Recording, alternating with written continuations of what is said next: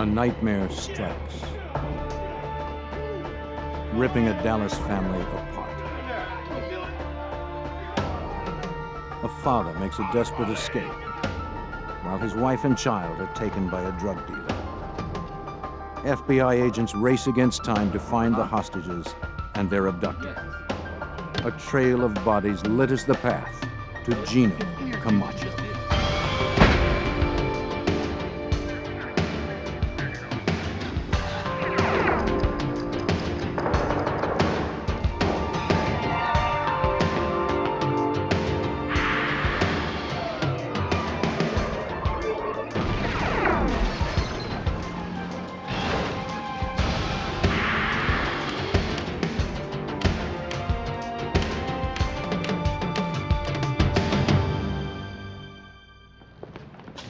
A mother and child are kidnapped. A bystander is murdered.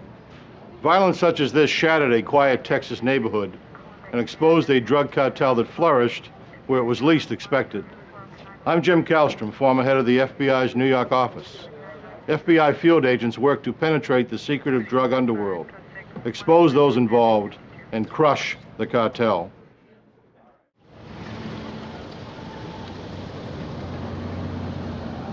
In the spring of 1988, narcotics had infiltrated the working-class communities of Dallas, Texas.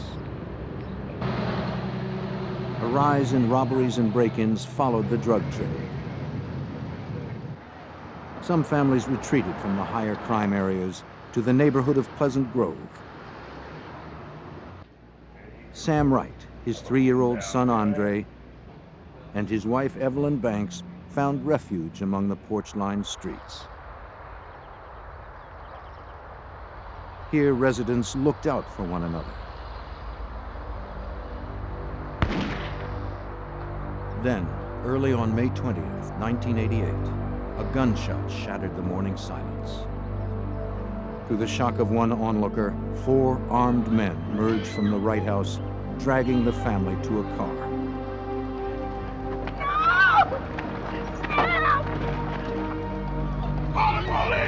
Sam Wright managed to break free from the abductors and escaped. The neighbor who witnessed the incident ran to alert the authorities, while Wright dashed behind houses to avoid the gang. But help could not arrive before the gang stuffed Wright's family into the car and disappeared. Strangely, detectives had still not heard from Wright, and the mystery of the morning's events deepened as detectives entered. Inside, the kidnapping investigation expanded to include a murder investigation as well. The police found the body of a young man lying face down in a pool of blood. A driver's license identified the victim as 25-year-old David Wilburn. Investigators were thorough and collected anything that seemed promising. But there was little evidence to collect. They also dusted for fingerprints, but retrieved none foreign to the residence. Detectives spoke to the neighbor who'd called 911, hoping she could provide some answers. The interview revealed that Wilburn, the dead man found at the scene, was Sam Wright's nephew. But she didn't know why anyone would want Wilburn executed. Detectives also learned that the Latino man who drove the Lincoln had visited Sam Wright on previous occasions. But no one recognized the others. For investigators, larger questions remained. Where was Sam Wright? And why hadn't he contacted authorities about his family's abduction? Just one disturbing fact was clear. A mother and her 3-year-old son were in the hands of killers. Given the urgency, the Dallas police called in the FBI. Special Agent Jose Figueroa was assigned to the case. Every time we receive information about kidnappings, that's a priority case in our standards, especially when a kid is involved. And we don't wait 24 hours to respond to a kidnapping. Figueroa began by searching for Sam Wright, the man who had escaped from the gang. The FBI learned that Wright was a fugitive, on the run for 3 years after fleeing a drug conviction. This explained why Wright, the distraught father, had kept on running and not turned to the police. But the FBI agents needed him. If they were going to move forward and help the wife and child, they had to talk to Wright. Suspecting that Wright was hiding in the area, agents canvassed the Pleasant Grove neighborhood, talking to neighbors. That's what we did at the beginning. We inundated the whole area with our business cards and interviewed everybody, just asking for somebody to get in touch with Sam Wright for him to contact the FBI office. As hoped, one of Figueroa's business cards found its way into Wright's hands.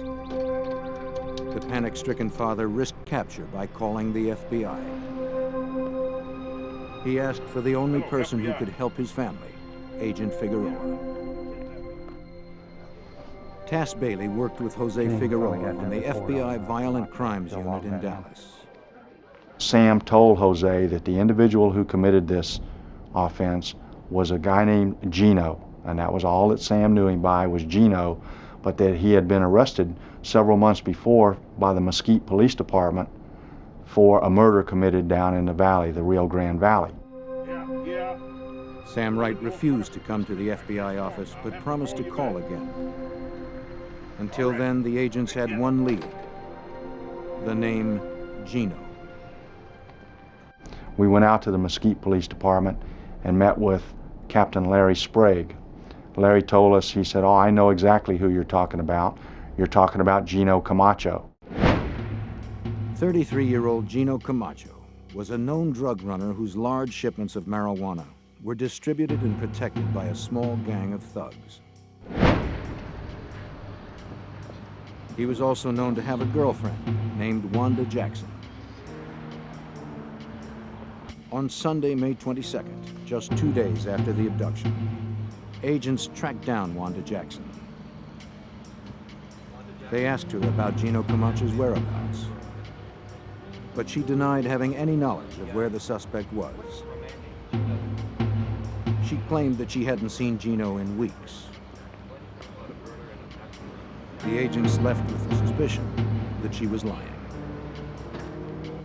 If the FBI had Wright in custody, perhaps they could have negotiated a deal with Wanda as a go-between, letting Camacho believe he would be paid for his hostages.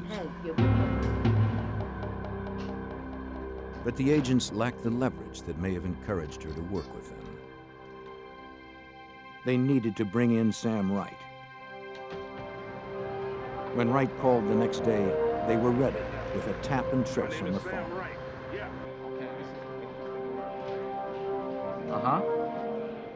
Okay. An arrest team had already been dispatched to the downtown area. What does he look like? Come on, man. I don't have time to talk. Come on, put somebody on there. You know his name? When the payphone address came through, it was radioed to the field.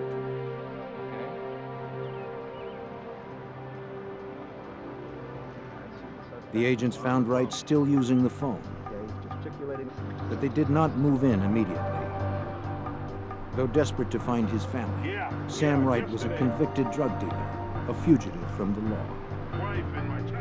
The FBI didn't know how far he might go to avoid capture. Agents spotted one man waiting in the car for the fugitive. Wright could have had others posted nearby.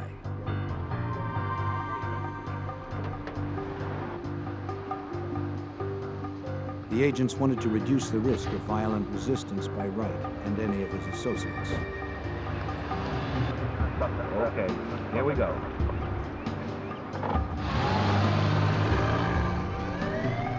When they were confident that Wright and his driver had no other accomplices, the agents struck. FBI, out of the car!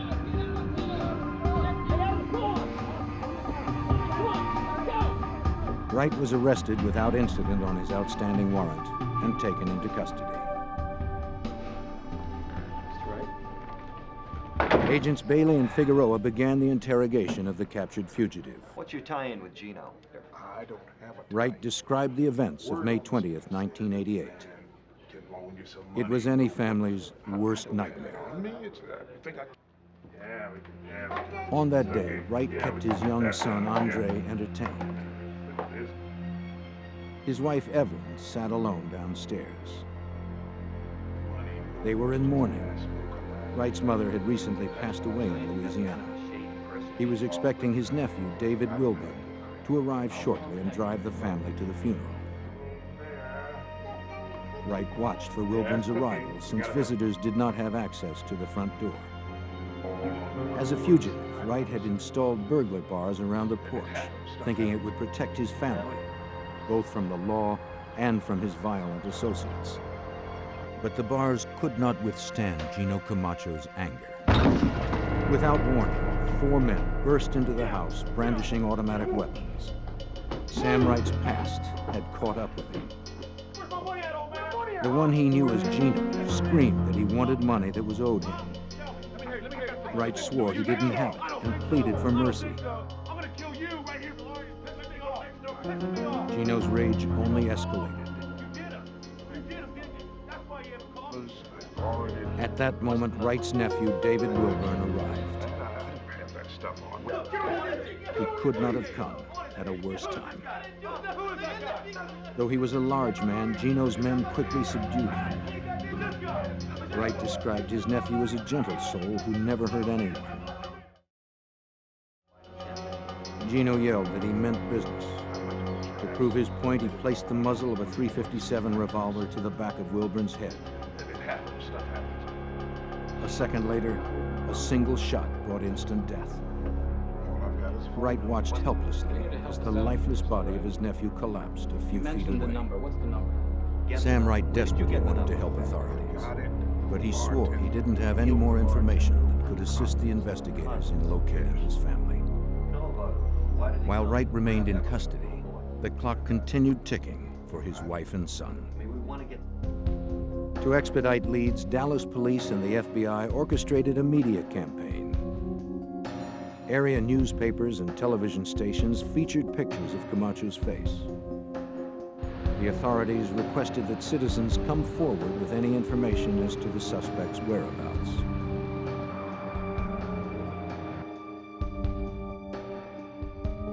This campaign yielded a tip from an unsavory source: another drug dealer. David Munoz, a small-time dealer, called the FBI and was connected to Agent Bailey. Munoz claimed that he recognized the kidnapper in a television news story. He said he had information that might be useful to the investigation.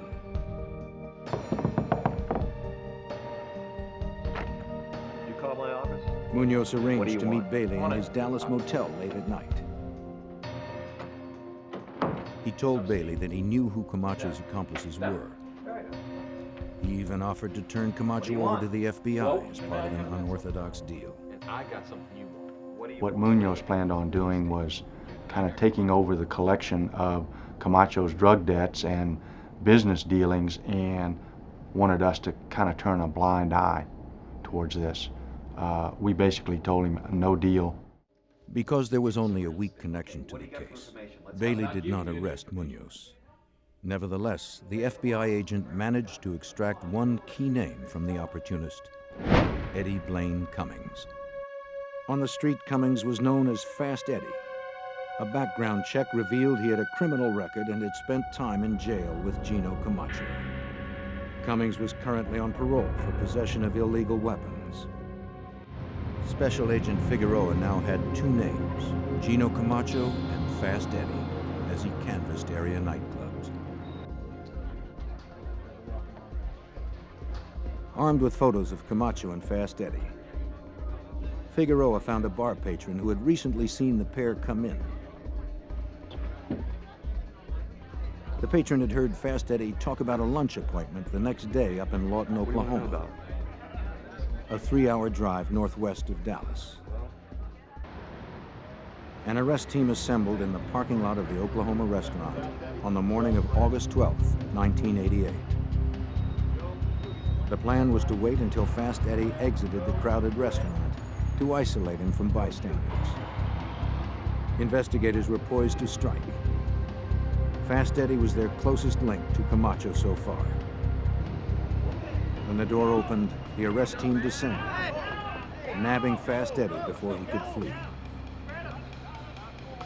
One associate of Camacho's gang was now in custody. Agents hoped Fast Eddie could lead them closer to the missing mother and son. In the summer of 1988, Dallas FBI agents searched for a missing mother and child, abducted at gunpoint by a drug gang. Fast Eddie, an associate of the gang, was now in custody. Under interrogation, Fast Eddie denied having anything to do with the kidnapping in Dallas. Come on, Eddie, the kidnapping at the Wright house. But eventually, he did tell them what he knew of the crime. This was the first time we had actually learned who all was involved and the names of the individuals the morning of the abduction. Fast Eddie fingered Camacho and two other gang members, Juan Jackson and David Cook. He and David Cook had grown up together in Stephenville, Texas, a 2-hour drive from Dallas. As far as Fast Eddie knew, Cook was probably back in their hometown. Bailey and Figueroa needed to get Cook, trusting that the lead might take them one step closer to Camacho and the missing mother and child.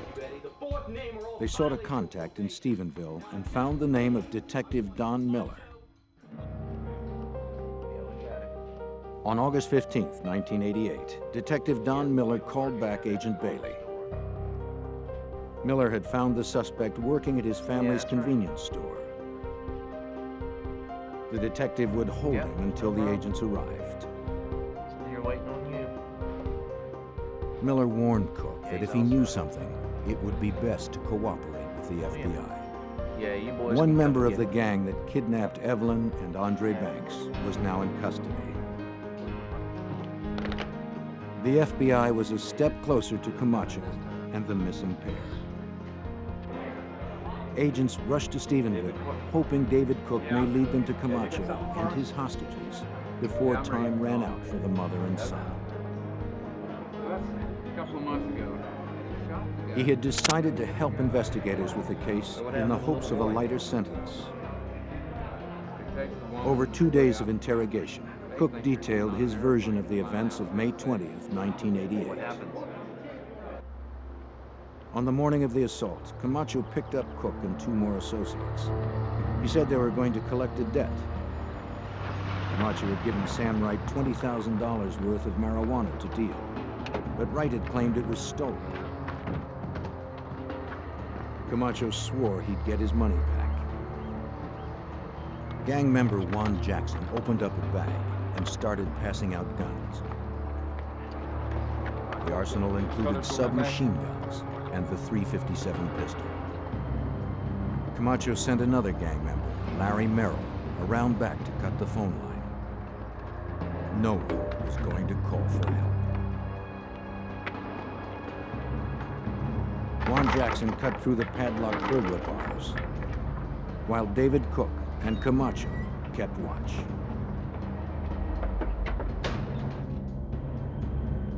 They burst in the front door and found Evelyn Banks in the living room.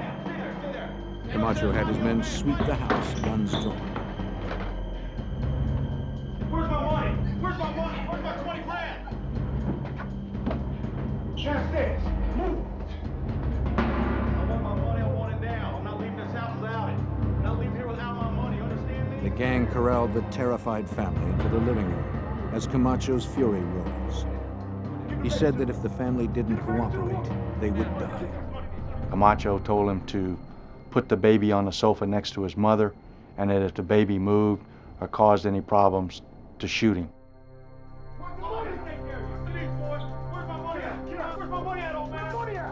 Gino started screaming how they had ripped him off, how they had not treated him with respect, and he wanted his money and he wanted it now. Amid all the shouting, there came a knock at the door. The assailants' first thought was that the neighbors had summoned the police. Camacho and Jackson moved into position, prepared to fire on the police they thought were on the other side of the door. Come in. When David Wilburn walked through the front door, He was surrounded by the armed gang. The gunman threw him to the ground without a struggle.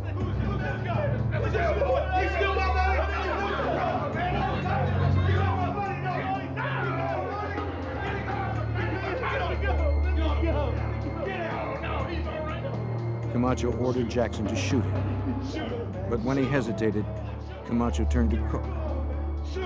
But when Cook refused, Camacho grabbed the gun from his hand and showed everyone just how serious he was.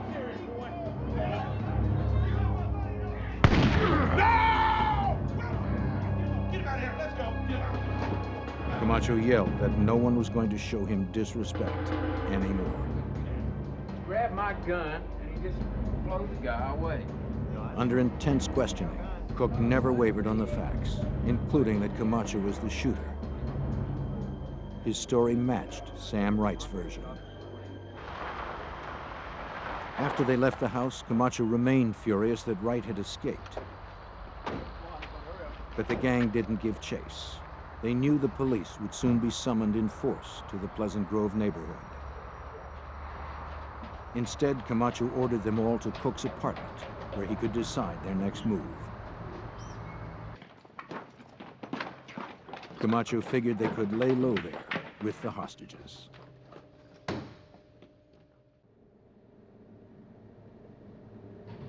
Paul Macaluso was the assistant U.S. attorney who tracked the case. They were concerned about damage control. They had 2 witnesses to a murder, to a capital murder, and what to do about them. Cook told agents that a new gang member, Spencer Stanley, was called to the apartment to guard the hostages while he and Camacho were away dealing drugs at a nearby hotel. Juan Jackson didn't stay much longer. Fearing the heat from the authorities, he cleaned the guns, took some getaway cash, and left the gang for good. Boy throws him in the hole. While Stanley kept watch over the hostages, Cook and Camacho drove to the hotel to make the drug deal. There, just 2 days after the abduction, Camacho got a call from his girlfriend, Wanda Jackson. She had a cryptic message for him. Hey, your big brother was just here? Yeah. Big Brother, of course, referring to the federal authorities, the FBI, had been to the house. The same girlfriend that had sworn to the FBI that she had no idea of Camacho's whereabouts reached him moments after the agents left her. Trouble. I don't know how. Her warning gave the gang a head start on the pursuing agents. Camacho returned to Cook's apartment.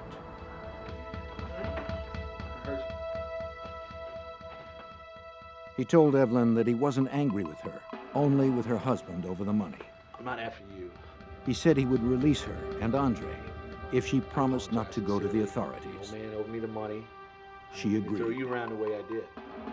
With that pledge, Camacho said he would take them to a private airstrip in Oklahoma for a flight to California. Get us all out of here to safety. There they would remain safe until Camacho settled up with Wright.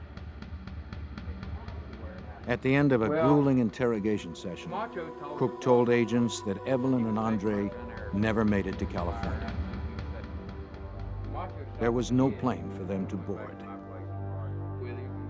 Cook knew where they were left, across the Texas state line, near Ardmore, Oklahoma. Turn around, hands right here. In August of 1988, special agents from Dallas's Violent Crimes Unit had arrested one member of a Texas gang responsible for one murder and the abduction of a mother and child. While in custody, Cook pointed special agents Jose Figueroa and Tass Bailey north to Oklahoma.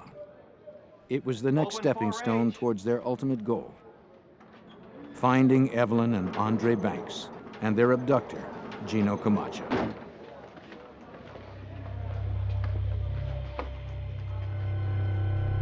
According to Cook, Camacho had driven Evelyn and Andre Banks to a remote area across state lines. The gang leader had promised to fly the mother and child to her relatives in California from an airstrip that was concealed behind the trees. They pulled the car off the side of the road and together headed into the woods. Spencer Stanley led the way, carrying 3-year-old Andre. In a few hours, She thought she would be on the West Coast, where she would remain until her husband paid the drug debt he owed Camacho. But as they walked deeper into the woods, Evelyn found no clearing for a plane to land. No! Then she saw the hole. No! No! In an instant, she realized what it meant. She fainted from the shock. There was no airstrip, no flight to freedom. She and her son had been brought here to die. Spencer Stanley dropped her child into the open grave. Camacho fired 4 times.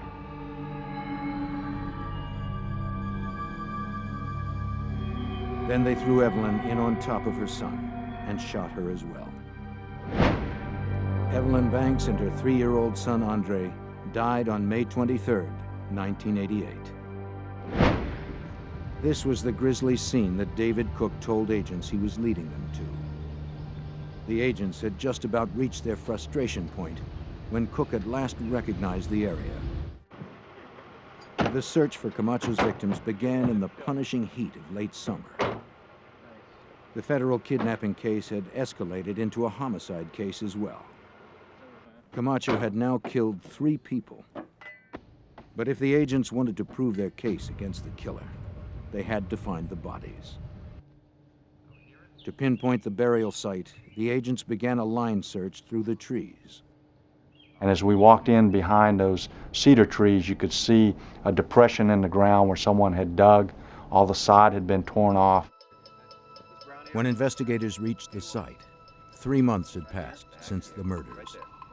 They began the painstaking excavation. They removed small loads and sifted through the dirt, careful not to miss or destroy any evidence. Near the surface, agents found shell casings from a .380 caliber weapon. Yeah, somebody got a bag? That fit with Cook's I got some account shell that casings. Camacho had fired a small, semi-automatic one. pistol. Right there. The digging continued at a painfully slow Looks like they've all pace. been here about the same. You got to remember, this is the end of August. It was about 95 degrees, about 90% humidity. We were in that area of the trees, so there was no air movement. I mean, we were just stuck in there. We'd been digging for about 2 hours. Then one of the agents struck something hard. It sounded hollow. Another blow broke through the shell-like crust. A foul stench suddenly overwhelmed the agents. And the god-awful smell of decaying human body came out of the hole, and we both jumped out of the hole and went over in the bushes and got sick, and then had to go back into it again. Before burying Evelyn and Andre, Camacho and his men covered the bodies with cat litter to help hide the odor. But the clay in the cat litter absorbed moisture from the bodies, then hardened into an airtight shell, reducing the rate of decomposition and preserving the bodies for autopsy. Despite the nauseating stench, the agents pressed on. They put Vicks Vapor Rub under their noses to suppress the odor and continued working. They were determined to construct an impenetrable case against Camacho and his gang. Cook then led agents to nearby Lake Texoma, where he said the gang had disposed of the weapons after the killing. A dive team from the Oklahoma State Bureau of Investigation combed the lake bottom. They came up with more casings from the .380. And then they found the handgun. The physical evidence against Gino Camacho was now solid, corroborating eyewitness testimony. The federal agents were confident they could secure a conviction on 2 counts of kidnapping and 3 of murder. But Camacho remained at large, and agents learned he had killed again. Cook told the FBI he could lead them to that body as well. In late August of 1988, the FBI in Dallas had captured David Cook, a member of a violent Texas drug gang. The gang's leader, Gino Camacho, wanted for kidnapping and 3 murders, was still at large. Cook was cooperating with agents in the hunt for Camacho. He had led investigators to the burial site of Camacho's most recent murder victims. But during the two-day trip to recover the bodies of Evelyn and Andre Banks in Oklahoma, Cook surprised agents with another tale of Camacho's terror. This time, Camacho had released his rage on a woman named Pamela Miller. Agents now turned their focus to her whereabouts. Agents learned that Pam Miller worked as an exotic dancer in a Dallas strip club. She met Camacho and started hanging out with his gang.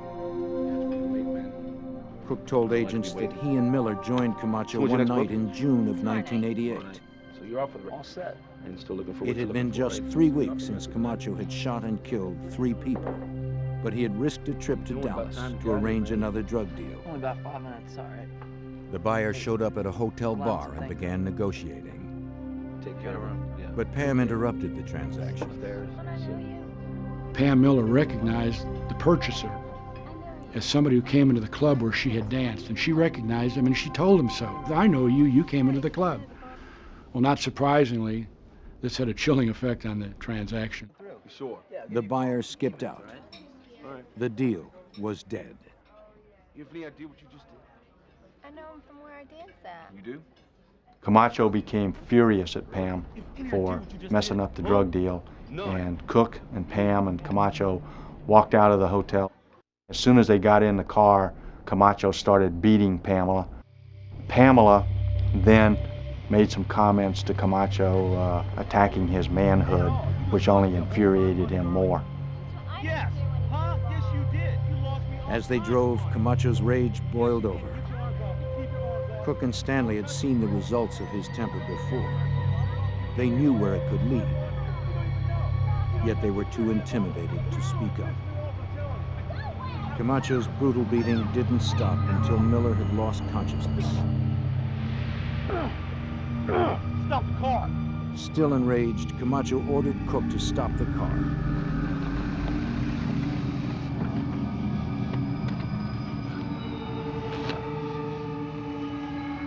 He dragged Miller onto the road, laid her limp body behind the right rear tire, and yelled for Cook to back up. Come on, Gino. I don't want. Back the car! Now! Cook obeyed. They drove down to Stephenville. They went to an apartment that was rented by David Cook, and they took Pamela's body and put it in a 55-gallon drum, stuck it out on the patio, stuck a bag of trash on top of it so no one would see there was a body in it. They stayed there for the weekend. Camacho, Stanley, Cook. They sat around drinking beer and partying until Camacho decided to dispose of the body. So we asked David, well, where will we find Pamela's body? And he said, you won't. And we said, why not? He said, well, we chopped her up and put her in a tree mulcher. While I was driving the car, Jose was in the front seat. I looked at Jose, he looked at me, our mouths dropped open, and I almost ran off the highway. I couldn't believe what I just heard. Cook led FBI agents to the wooded site on the ranch where they had pulverized the body. It seemed impossible that they would find any remains.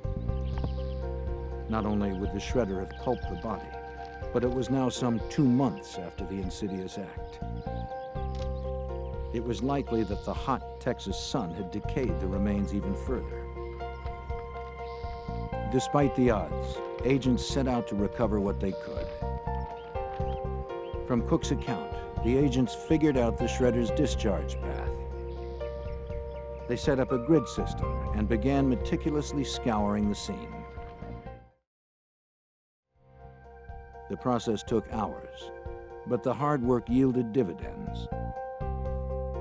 From the ground, agents recovered bone shards and tissue. In the tree branches above, they found more tissue, dried by the sun. Each item was bagged and labeled based on its location. The agents also recovered teeth. A check with Pamela Miller's dental records allowed a positive identification of the victim. 23-year-old Pamela Miller had been Camacho's 4th murder in as many weeks.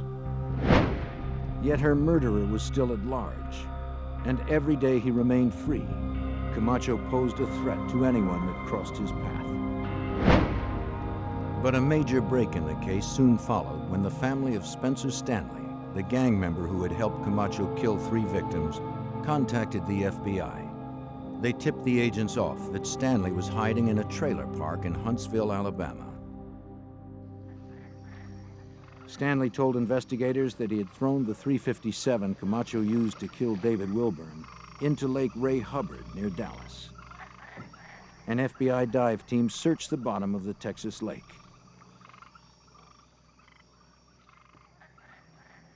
They never found a gun. I got something. But they did find a casing from a .357 and several live rounds. The recovered bullets were taken to the FBI's Materials and Devices Unit in Washington, D.C. for neutron activation analysis. Agents hoped that the bullets from Lake Ray Hubbard could be matched to the bullet that killed Camacho's first victim, David Wilburn. Neutron activation analysis is based on the fact that lead bullets are created in batches, and each batch of lead is unique. The FBI examiners needed to prepare the bullets for the test by removing the slugs from the shells, readying them for transportation to a nuclear reactor. Lead samples from each bullet were lowered into the reactor's core. The samples absorbed neutrons and became radioactive.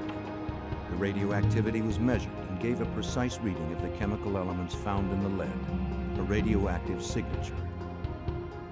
Examiners concluded that the signatures from each bullet were identical. The bullets from Lake Ray Hubbard and Wilburn's body had come from the same batch of ammunition. Though the physical evidence against Camacho continued to build, it didn't put the authorities any closer to locating the fugitive. Through an informant, the FBI learned that Camacho had escaped to Mexico and was hiding in a small town just south of the Texas border. U.S. authorities sought to have him arrested and extradited. But Mexican authorities were unable to cooperate. They claimed that the town where Camacho stayed was controlled by drug kingpins who were heavily armed. If the Mexican police attempted an arrest, there would be heavy casualties. The FBI would need another plan to bring the gang leader to justice. After 4 murders in the U.S., drug dealer Gino Camacho had escaped to Mexico, out of reach of the FBI. But without his gang or the drug trade that had supported them, his money began to run out. By the spring of 1989, Camacho was in desperate need of cash. He still had suppliers in Mexico, if he could locate a buyer in the States. Because he feared crossing back into the U.S., he searched for a middleman with narcotics distribution contacts north of the border. The low-level go-between Camacho stumbled upon worked as an informant for the U.S. Drug Enforcement Agency.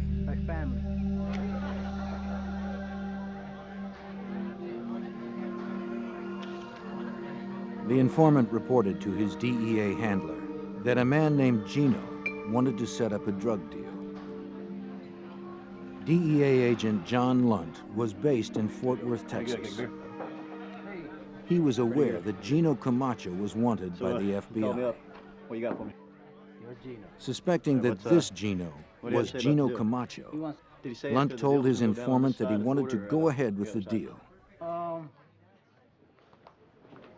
Lunt then called FBI agent Tass Bailey with good news. John told me that it sounded like this was Gino Camacho. I then provided John with a photograph of Camacho, which he showed to his informant, and the informant confirmed that that in fact was the individual with whom he had met. To get the fugitive across the border, the FBI offered Camacho a deal he couldn't refuse. Their informant told Camacho that an American distributor wanted to buy $1 million worth of marijuana. But the distributor needed to finalize the deal in person. He wasn't comfortable doing such a large deal with someone he'd never met. calm Camacho's fears about entering the U.S., the informant told Camacho the distributor would advance Gino $100,000 when they met in the border town of McAllen, Texas. But there was one problem with the statement. Field agents needed a means of visually identifying the fugitive amongst other border crossers. To make Camacho stand out, the informant sent clothes he said would enable the distributor to identify him. The arrest team committed the clothing to memory: Hawaiian shirt, blue shorts, and a green-brimmed baseball cap. Camacho got the package of clothes at a friend's apartment where he often hung out. But no one could be sure an experienced smuggler like Camacho would not be too suspicious to wear the outfit. We knew that this was going to be our only shot at him, that once he figured he'd been set up, that the informant would be burned and he would be even more cautious than before in doing any type of transaction that would afford us an opportunity to arrest him. So we set up very elaborate arrest plans. On the day of the deal, agents scanned the border crossing for Camacho. They hoped they could find him in the crowd by the telltale clothes that the smuggler had been sent. Then, the arrest team spotted him in the outfit. Camacho didn't realize the place was swarming with federal agents, dressed as patrol guards, tourists, and passers-by. They all had memorized the outfit and his picture. Calmly posing as a tourist, he started across the bridge that spanned the border. FBI agents dressed as Border Patrol guards approached Camacho. The fugitive played it cool and gave a false name, Tomas Sanchez. When the agents asked for identification, he claimed he didn't have any. He was simply an American tourist returning from a day trip to Mexico. The agents coolly told him to come inside for questioning. He went without a fight, believing this minor misunderstanding would soon be cleared. The gang leader was already in FBI custody, and he didn't even know it. Camacho was taken to the Border Patrol office and fingerprinted. Bailey let him stew in the cell for over 2 hours, while agents waited for a computer match on the prints.